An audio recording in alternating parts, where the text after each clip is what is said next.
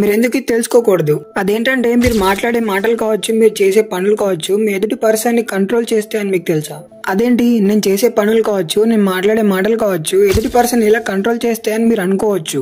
ముందు నేను కూడా ఇలానే అనుకున్నా. బట్ ఒక డీప్ స్టడీ తర్వాత తెలిసింది ఏంటంటే ఇది నిజం. మీరు మాట్లాడే మాటలు ఒక పర్సన్ ని కంట్రోల్ చేస్తాయి అనడానికి ఒక ఎగ్జాంపుల్ చెప్తా, వినండి.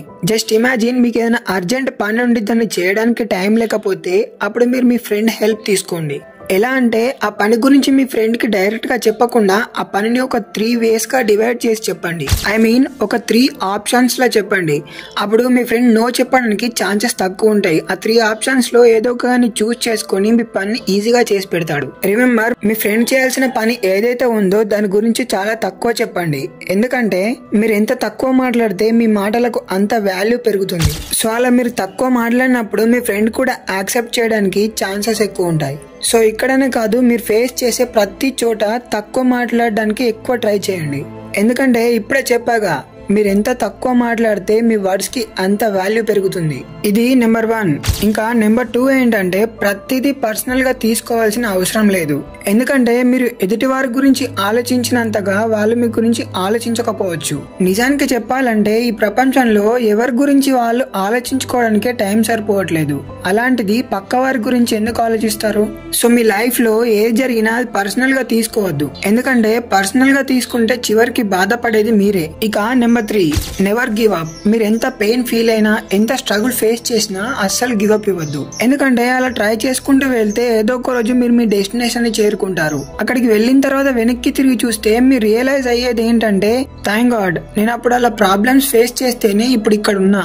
రిమెంబర్, ఈ హ్యూమన్ లైఫ్ కి ప్రాబ్లమ్స్ అనేది కామన్. మీరు ప్రాబ్లమ్స్ వచ్చాయని వెనక్కి తిరిగి వెళ్ళిపోతే మీకు అసలు వాల్యూ అనేదే ఉండదు. Note this one, every success have a painful story and every painful story have a beautiful ending. మీరు పెయిన్ అండ్ స్ట్రగుల్స్ ని ఫేస్ చేసుకుని ముందుకు వెళ్ళిన తర్వాతే మీరు ఒక బ్యూటిఫుల్ డెస్టినేషన్ ని చేరుకుంటారు. అలా కాదు అని మీరు ఇక్కడ ఆగిపోతే మీరు ఆ డెస్టినేషన్ ని ఎప్పటికీ చేరుకోలేరు. సో ఎంత పెయిన్ ని ఫీల్ అయినా సరే ముందుకెళ్లడం మాత్రం ఆపొద్దు. మీరు ఈ జర్నీలో చాలా కొత్త విషయాలు తెలుసుకుంటారు, ఐదర్ గుడ్ ఆర్ బ్యాడ్. మంచి వాటిని మైండ్ లో పెట్టుకొని చెడ్డ వాటిని వదిలేయండి. ఎందుకంటే చెడు స్ప్రెడ్ అయినంత ఫాస్ట్ గా మంచి ఎప్పటికీ మూవ్ అవ్వలేదు. ఇదే నెంబర్ 4, కొత్త విషయాలు నేర్చుకుంటూ కొత్త ఇన్వెన్షన్స్ ని ట్రై చేయండి. ఎందుకంటే ఎప్పుడు మీ లిమిట్స్ లో ఉన్న పనులు మాత్రమే చేసుకుంటూ ఉంటే లైఫ్ బోర్ కొట్టదా? కొత్త వాటిని ట్రై చేస్తూ ఉంటే లైఫ్ అనేది ఛాలెంజింగ్ గా ఉంటుంది. ఒక మూమెంట్ యొక్క వాల్యూ ఎప్పుడు తెలుస్తుందో తెలుసా? ఆ మూమెంట్ అన్నది ఒక మెమరీలా మారినప్పుడే. సో మీకు నచ్చిన ప్రతి మూమెంట్ ని ఒక మెమరీలా మార్చుకోవడానికి ట్రై చేయండి. అప్పుడే దాని వాల్యూ అనేది మీకు తెలిసి వస్తుంది. ఇదే నెంబర్ 5, రిమెంబర్, మీరు ఏం పని చేసినా మీ వర్డ్స్ ని కంట్రోల్ చేస్తూ ఉండండి. ఎందుకంటే మీ వర్డ్స్ పైన మీకు కంట్రోల్ లేకపోతే మీ లైఫ్ పైన మీకు కంట్రోల్ ఉండదు.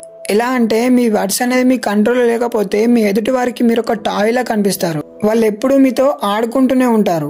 సో అలా మీరు మారద్దు అంటే మీ వర్డ్స్ ని ఎప్పుడు మీరు కంట్రోల్ చేస్తూ ఉండండి. ఇదే నెంబర్ 6, ఫైనల్లీ మీ లైఫ్ అనేది ఒక మిర్రర్ లాంటిది. మీరు ఎలా థింక్ చేస్తారో అదే మీకు రిఫ్లెక్షన్ లో కనిపిస్తుంది. సో మీ థింకింగ్ అనేది ప్రాపర్ వేలో ఉండేటట్టు చూసుకోండి. ఇదే నెంబర్ 7. ఈ 7 కనుక మీరు ఫాలో అయినట్టయితే మీరు ఎవరినైనా ఈజీగా కంట్రోల్ చేయగలుగుతారు. సో ఫైనల్ గా వెళ్లే ముందు ఒక్క మాట, మీరు కనుక మన ఛానల్ సబ్స్క్రైబ్ చేసుకోకపోతే సబ్స్క్రైబ్ చేసుకోండి. ఎందుకంటే మళ్ళీ నేను మీకు కనబడకపోవచ్చు.